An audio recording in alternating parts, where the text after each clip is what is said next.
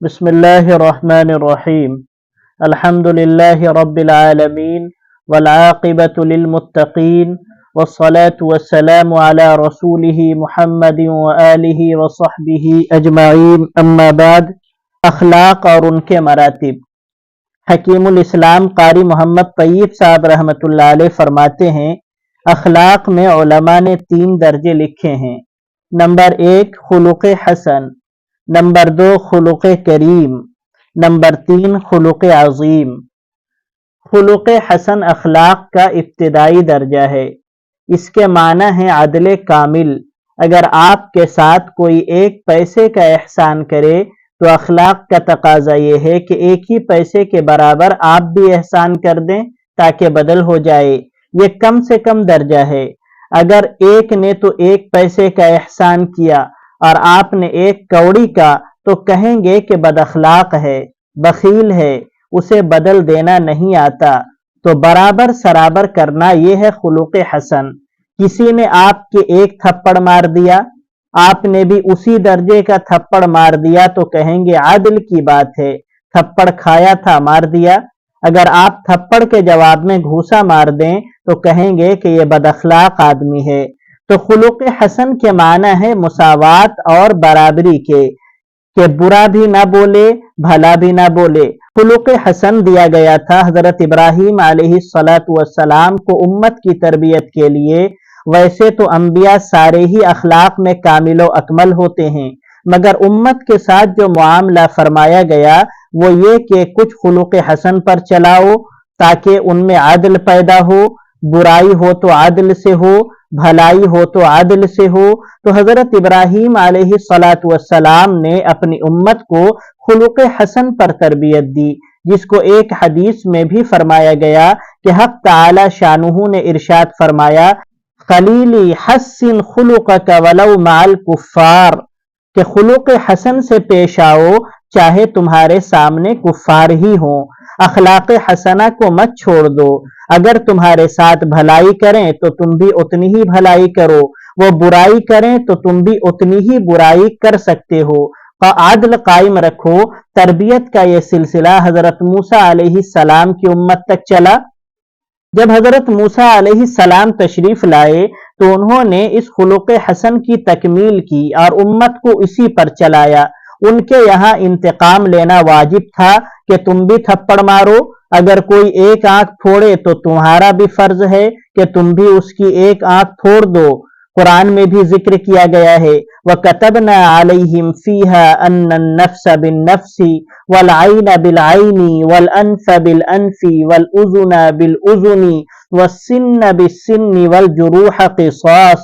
اگر کوئی تمہیں قتل کرے تو فرض ہے کہ قاتل کو تم قتل کر دو۔ کوئی آنکھ پھوڑے تو تمہارا فرض ہے تم بھی آنکھ پھوڑ دو اس کی۔ کوئی تمہارا دانت توڑے فرض ہے کہ تم بھی اس کا دانت توڑ دو۔ معاف کرنا جائز نہیں تھا، انتقام لینا واجب تھا۔ حضرت موسیٰ علیہ السلام کا دور ختم ہوا تو حضرت عیسیٰ علیہ السلام کا دور آیا۔ ان کو حکم دیا گیا کہ اپنی امت کو تربیت کرو خلق کریم پر۔ خلق کریم یہ ہے کہ آدمی ایثار کرے، یعنی ایک آدمی برائی کر رہا ہے تو دوسرا معاف کر دے، درگزر کر دے۔ حق تھا کہ بدلہ لے لیکن عالی حوصلگی سے معاف کر دیا تو کہا جائے گا یہ بڑا خلیق آدمی ہے کہ دوسرے نے تو ستایا اور اس نے معاف کر دیا۔ خلق کریم کے اندر ایثار ہوتا ہے کہ آدمی اپنا حق چھوڑ دے، یعنی بجائے بدلہ لینے کے معاف کر دے۔ یہ دیا گیا تھا حضرت عیسیٰ علیہ السلام کو ان کی امت کی تربیت کے لیے۔ خلق میں خلق حسن سے 1 درجہ بڑھا ہوا ہے، اور وہ یہ کہ اگر تمہارے بائیں گال پر کوئی 1 تھپڑ مار دے تو تم دایاں گال بھی سامنے کر دو کہ بھائی 1 اور مارتا جا، خدا تیرا بھلا کرے۔ بدلہ ہرگز مت لو بلکہ معاف کر دو۔ تو شریعت عیسوی میں انتقام لینا جائز نہیں تھا۔ کوئی کتنی ہی برائی کرے معاف کر دو، اور معاف کرنا واجب تھا ان کے یہاں۔ حضرت موسیٰ علیہ السلام کے یہاں مدار خلق حسن پر تھا، اس لیے ان کے یہاں انتقام لینا واجب تھا، معاف کرنا جائز نہیں تھا۔ سخت امت تھی تو احکام بھی سخت تھے، اور حضرت عیسیٰ علیہ السلام کی امت بھی نرم تھی، اس لیے ان کے احکام بھی آسان اور سہل تھے۔ شریعت اسلام میں دونوں خلق جمع کر دیے گئے۔ شریعت اسلام میں شریعت موسوی کا انتقام اور شریعت عیسوی کا عفو دونوں چیزوں کو جمع کر دیا گیا ہے۔ فرمایا وَجَزَاءُ سَيِّئَةٍ سَيِّئَةٌ مِثْلُهَا، تمہارے ساتھ اگر کوئی برائی کرے تو تمہیں حق ہے کہ اتنی ہی برائی تم بھی کرو، اگر کوئی دانت توڑ دے تو تمہیں بھی حق ہے کہ تم بھی دانت توڑ دو۔ آگے فرمایا فَمَنْ عَفَا وَأَصْلَحَ فَأَجْرُهُ عَلَى اللَّهِ، اور اگر معاف کر دو تو اللہ کے یہاں بڑے بڑے درجات ملیں گے۔ تو انتقام کا حق بھی دے دیا اور معافی کی فضیلت بھی بیان فرما دی۔ گویا شریعت موسوی اور شریعت عیسوی دونوں جمع ہو گئیں شریعت اسلام کے اندر، اور یہ اس لیے کیا گیا کہ شریعت اسلام پیغام ہے ساری دنیا کی اقوام کے لیے۔ مثلا اگر معاف کرنا واجب ہوتا، بدلہ لینا کسی طرح بھی جائز نہ ہوتا، تو جتنی قوی قومیں ہیں کوئی بھی اسلام قبول نہ کرتی، اور سرحدی پٹھان تو ایک بھی مسلمان نہ ہوتا کہ بھائی بزدل کے مذہب میں کون داخل ہوگا۔ اگر کسی کو تھپڑ مار دے تو دوسرے کو خاموش کھڑا ہونا ہوگا، اور وہ یہ کہے گا کہ بھائی تیری مرضی ہے، بدلہ تو میں لے نہیں سکتا۔ یہ بزدلانہ بات ہے، اس لیے ہم اس مذہب میں شریک نہیں ہوتے۔ قوی قومیں یہ کہہ کر الگ ہو جاتی، اور اگر انتقام لینا واجب ہوتا تو جو نرم قومیں تھیں وہ بھی اسلام قبول نہ کرتی، وہ کہہ دیتی کہ ہم سے تو یوں ہی گزر مشکل ہے، جائے کہ انتقام لیا جائے۔ کسی نے مار دیا تھپڑ، ہم میں کہاں طاقت ہے کہ ہم تھپڑ مارتے پھریں، اور اسلام کہتا ہے کہ تھپڑ ضرور مار دو، یہ ہمارے بس کی بات نہیں ہے۔ تو اگر معاف کرنا ہی واجب ہوتا تو سخت مزاج قوم اسلام میں نہ آتی، اور یہ پیغام ہے ساری اقوام کے لیے، اس لیے اسلام میں ساری چیزیں جمع کر دی گئیں کہ تمہیں انتقام لینے کا حق بھی ہے، اور معاف کر دو تو بڑے بڑے درجات ملیں گے۔ دونوں حق دے دیے گئے، دونوں قسم کی اقوام آ گئیں۔ یہ خلق حسن اور خلق کریم تھا، لیکن سب سے اعلیٰ درجہ نبی کریم صلی اللہ علیہ وسلم کو عطا کیا گیا، اور وہ خلق عظیم ہے۔ اس سے اعلیٰ درجہ اخلاق کا اور کوئی نہیں ہے۔ خلق عظیم یہ ہے کہ اگر کوئی شخص کسی کے ساتھ برائی کرے تو دوسرا معاف کر دے اور ساتھ میں بھلائی بھی کرے، یہ اخلاق کا سب سے اونچا درجہ ہے۔ یہ نبی کریم صلی اللہ علیہ وسلم کو عطا کیا گیا تھا۔ لوگوں نے آپ کے ساتھ برائی کی، آپ نے ان کے ساتھ انتہائی بھلائی کی۔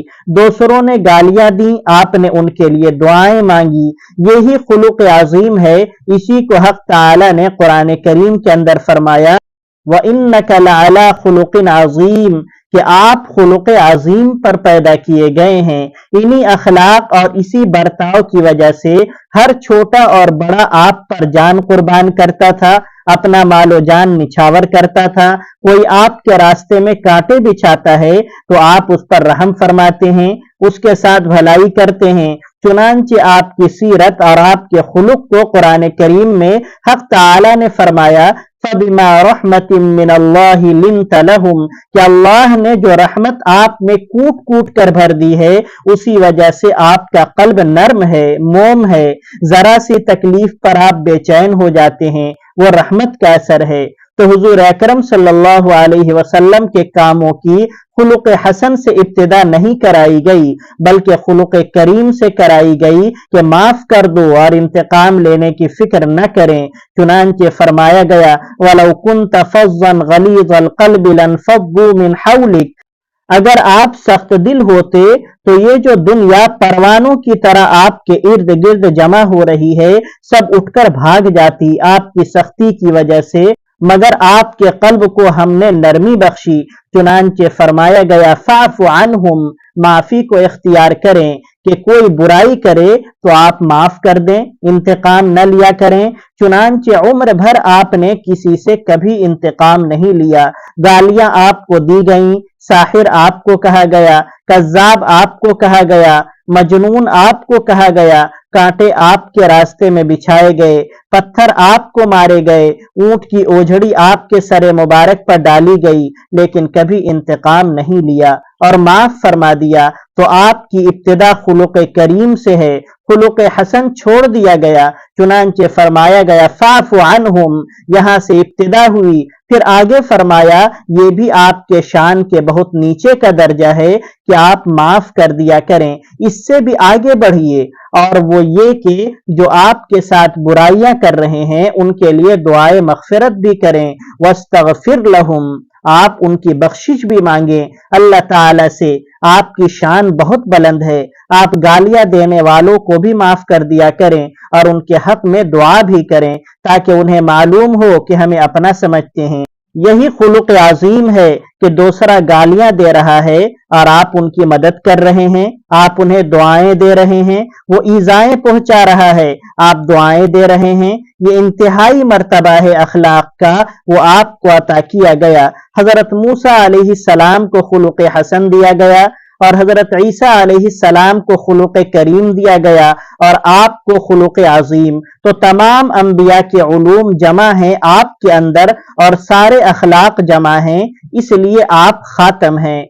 سیرت مبارکہ کا حاصل در حقیقت ختم نبوت میں چھپا ہوا ہے، خاتم کے لفظ میں تمام انتہائی کمالات آ جاتے ہیں، اس میں آپ نے دشمنوں کے ساتھ بھی وہ برتاؤ فرمایا ہے کہ ہم دوستوں کے ساتھ بھی نہیں کر سکتے، اور نبی کریم صلی اللہ علیہ وسلم کے طریقے اور آپ کے اخلاق کو اپنانے کی توفیق دے، آمین۔ وصلی اللہ تعالی علی خیر خلقہ محمد وآلہ وصحبہ اجمعین وبارک وسلم۔